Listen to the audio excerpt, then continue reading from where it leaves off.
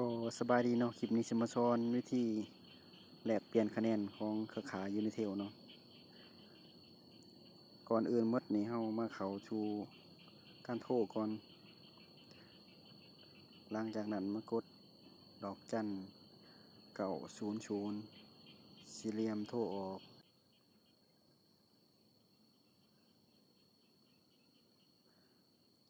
หลังจากนั้นเฮามากดค้นหาเนาะกดเพื่ออยากรู้คะแนนของเฮามีเท่าใดกด1กดส่งไปเลย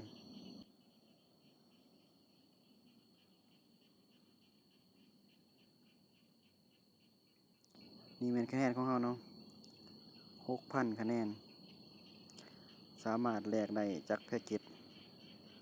เฮามากวด2เนาะกดออกไปก่อน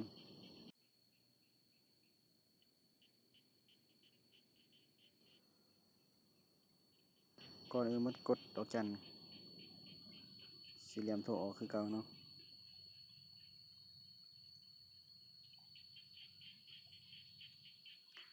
มาวันนี้มาเข้าขั้นตอนที่2เนาะเข้าวิธีแลกเปลี่ยนคะแนนเนาะกด2แล้วก็กดส่งออก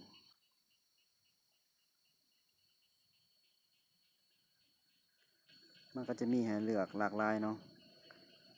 ข้อที่1แลก data ข้อที่2แลกนาทีโทร3แลกข้อความแลกของควรกดชูนเพื่อกลับคืนเฮามากด1เนาะกด1เพื่อแลก data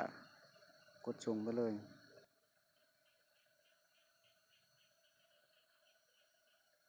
มันก็จะมีให้เลือกเนาะตามที่คะแนนเฮาข้อที่1นี่200เมกจะสามารถนำใส่ได้1,000 คะแนนเนาะข้อที่2นี่1,000 เมกเท่ากับ5,000 คะแนนบัดนี้เฮามี 6,000 เฮาจะมาแลกเอาข้อ2เนาะ1,000 เมก5,000 คะแนนกดเข้าไปเลย